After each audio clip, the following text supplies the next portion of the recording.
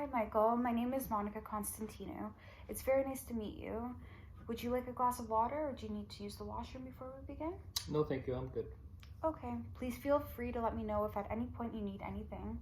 Before we begin, I want you to know that this is a completely safe space and that anything you say is absolutely confidential between us. As you read in the documents I gave you to sign earlier, I just want to reiterate the fact that the only case where confidentiality can be broken is if you tell me that you are in immediate harm or either to yourself or to another human being. Other than those two things, anything you say is completely confidential and will only stay between us. There's also absolutely no judgment at all. Do you have any questions? No, that makes perfect sense. Thank you for putting me at ease. This is my first time attending therapy, so thank you for making me feel comfortable about this all. It's my pleasure, Michael. I hope you know that my goal here is only to help you with whatever you are dealing with in your life. With that being said, please tell me what brings you here. I see in your initial documents that your primary concern is substance use. Do you mind elaborating on this for me? Yeah, no problem. I like to drink after work. I don't think that's a bad thing to do. But basically, my girlfriend has expressed to me numerous times that she thinks that my drinking is getting a little out of hand. And how much would you say you drink? I'll have about 8 to 10 beers every night. It's only because I feel like my tolerance is a little bit higher, so it doesn't affect me that much. Okay, so 8 to 10 a day. And why is it at this amount? In other words, is this to get the effect produced by alcohol? Like, I don't feel relaxed if I only have a few. It takes at least 8 beers for me to really feel anything. Do you only drink to feel the effects produced, or are there any other reasons surrounding your drinking? It's honestly just the effects. I don't even like to taste a beer. I just drink it because it's relaxing. Okay. And you mentioned that your girlfriend is the reason you came in to see me. Do you view your actions to be negative, or are you okay with the amount you are drinking? I only think it's a problem when I go out with my friends and we drink a lot when we go out. It's the amount that I drink on those nights, that's the problem, I think. But every day, 8 to 10 beers, I think I'm okay with that. Okay. So correct me if I'm wrong, but would you say that you view drinking to be socially acceptable? Of course, but honestly, I wouldn't even be drinking every night if it wasn't for my god-awful job. It's the only way I can get through the day is knowing I can come home and just relax a little bit with some beer. I see. And what do you do for work? I work in computer sales and repairs. I've been in that line of work since I was a young kid. Oh, very nice. You said your job is awful. Please tell me what it is about your work that doesn't make you happy. It's not the job itself. I love my job. It's more my boss. I feel like my employer is awful.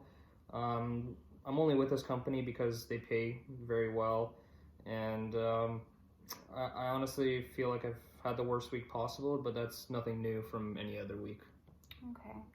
Do you feel comfortable telling me what in particular happens at work with your employer that makes you feel this way? I just can't handle being disrespected so much. I put up with my boss talking down to me like I'm a child, and if everything doesn't go his way, he lets it all out on me. I'm not the only salesperson, and I'm not the only person who deals with repairs. It's a very large company, yet everything seems to fall on me and all the blame's on me. That must be difficult to deal with. Why do you think he singles you out? He expects the absolute best from me. It seems to be only me though, but it doesn't really bother me that he expects a lot from me. To me, it's kind of like a compliment. I can handle all the work that he gives, but it's whenever the tiniest thing goes wrong, he gets verbally abusive. Do you express this to him, how his words and actions make you feel, or have you not said anything? I don't say anything. He's my boss, and I feel like that conversation wouldn't go very well. I understand. Well, this is clearly a bothersome issue for you, and we will absolutely get back to this. I just want to discuss some other factors that may also affect you in your daily life, as I want to make sure we address every single possible angle. Is that okay with you? Of course. Okay, great. So I just want to talk a little bit about your childhood. How would you describe your childhood? In general, my childhood was pretty normal. I mean, I had good friends, my mom was very supportive, and I don't feel like I lacked in any way. I see. And do you feel your needs were met, whether they be emotionally or in any other way? Well, my dad was barely present. That hurt a lot for sure. I always wanted to get his acceptance, but other than him, I feel like everything else was pretty good. And how was your behavior as a child? Were you quiet? Did you have any issues with communication or rebellious behavior? Anything of that sort? No, I never rebelled or got into trouble at school. I always tried to make people like me. I was a good kid with good values, but I was quiet for sure, and I still think I am a pretty quiet person. So you'd say that overall, your childhood was okay for you, but it was your father's lack of presence that was problematic? Yeah, absolutely. My mom was very supportive no matter what, but my dad made me feel like I was doing something wrong, and I never really understood why. I guess I've just come to accept that now, and it's something that I think bothers me, doesn't bother me anymore. I just want to confirm, is this your biological father? Yep, my parents are still together. Okay, thanks for clarifying, Michael. And regarding your family status, how would you describe your family members? My mom and sister, they're great, completely normal, supportive, happy. They're loving, very intelligent women in my life. But my dad used to drink a lot, and that got pretty bad at some points. He was really aggressive verbally, but I'm not like my dad. Do you see any similar patterns of behavior between your father and yourself? Well, I may be loud at times, and I let my frustration out from work, which is how he was, but for different reasons. He also used to drink because of the stress, or so he said. I see. Do you know what he was stressed about? Yeah, he would say it was for me and my sister from the kids. Although we weren't even really bad children, I don't know why he thought he had it so bad. My mom was and still is so great, and my sister and I were very well behaved. I mean, that's what my mom always told me, so I just don't understand why he was always like that. Do you think psychologically he has had an impact on your well-being as an adult? For instance, do you think he acted the way or do you think the way he acted has affected the way you handle stress? I never thought about it like that, but now that you bring it up, I can see some resemblances for sure. But in terms of being verbally abusive, I would never be like him. I try not to let him affect me anymore. I am my own man after all, and I do my best to not let his actions bother me. I see. Well, I think it's a positive thing that you recognize his faults and try your best to not emulate that behavior. We all aren't perfect, but to me, it seems that you have an inner drive in you to change what you don't like behaviorally. That's very admirable, Michael. Thank you very much. I do my best. And that's all we can do in life, right? Is try our best and try to better ourselves day by day. On another note, do you have any particular supports in your life? I know you mentioned that you have a girlfriend. Is there anyone else you would consider to be a supportive person in your life? Or are there any other support groups or external groups that you receive? I'm not really involved in any support groups or any other external supports other than my girlfriend, some friends, and I guess as of today, therapy. I have a great group of friends, although, yeah, we do party a little too much sometimes, but they are good guys and I can always rely on them. I always had an amazing girlfriend. She hates my friends because she thinks they encourage my drinking. She doesn't seem to care when I drink at home, but only when I go out.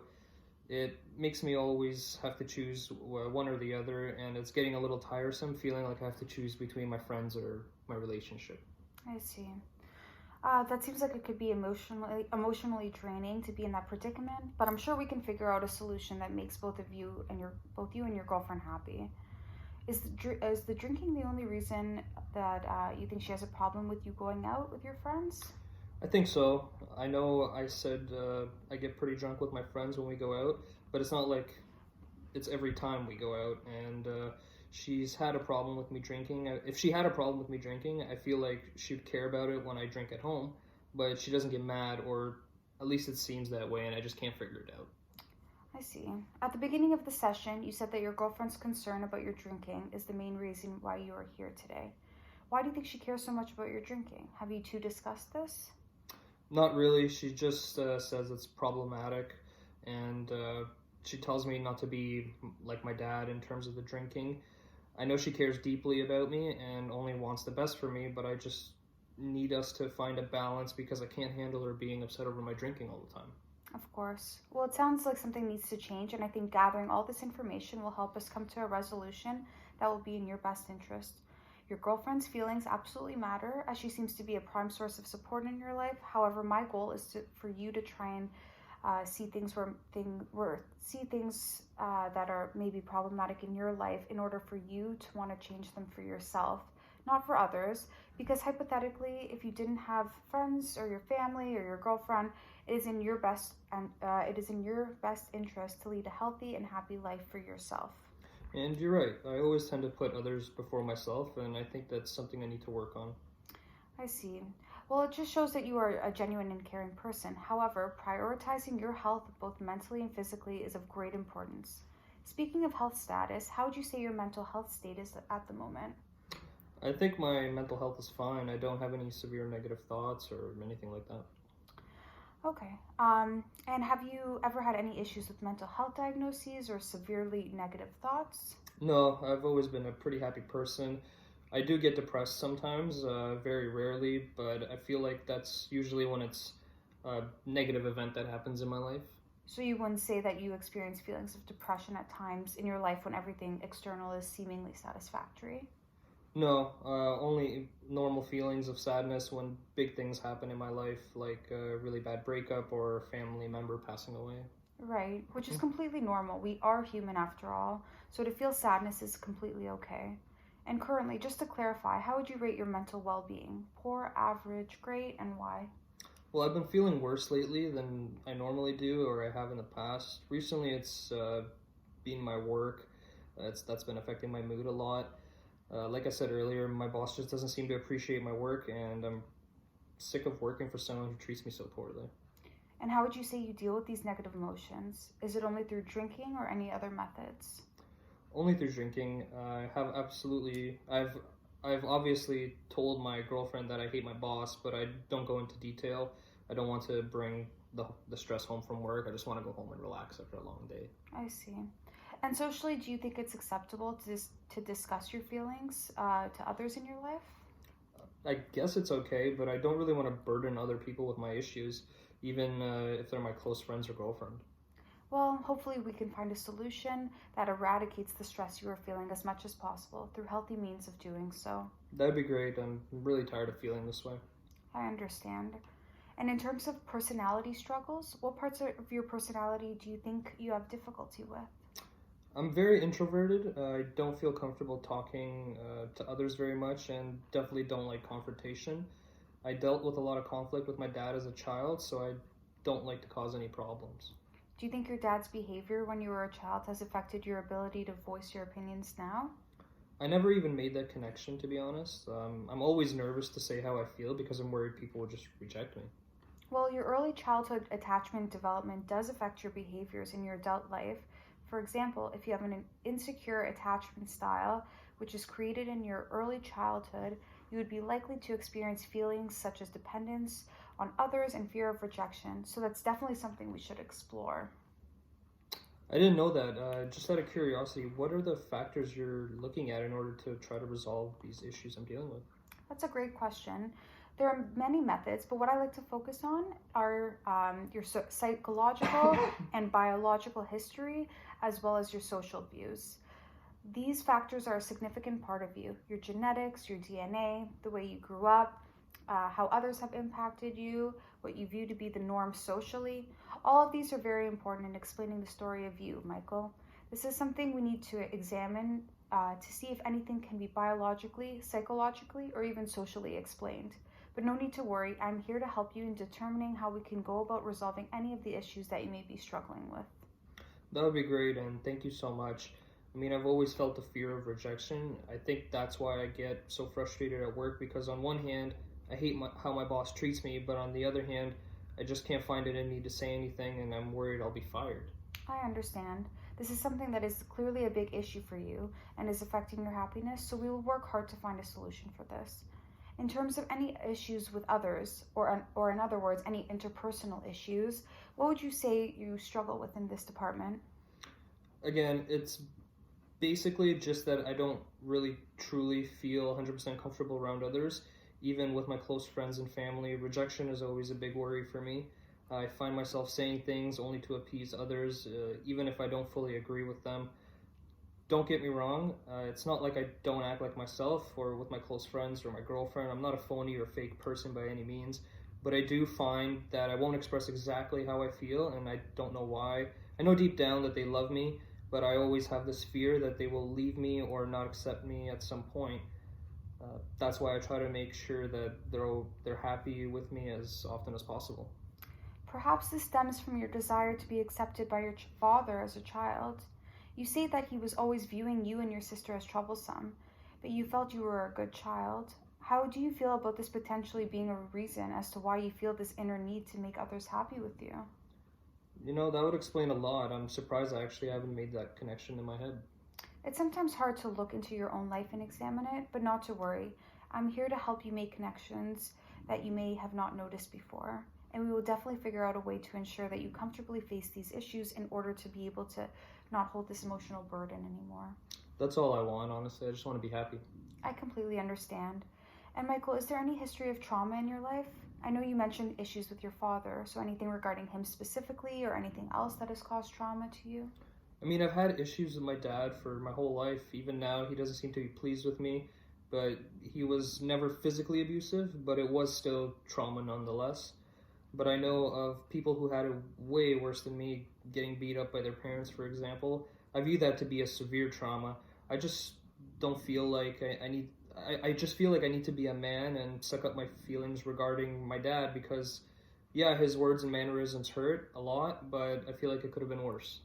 Well, there's no shame in feeling hurt, and I want you to know that just because you may view someone else as having experienced more trauma than you, that does not take away from what you have endured. Every person deserves a chance to rid themselves of any past trauma.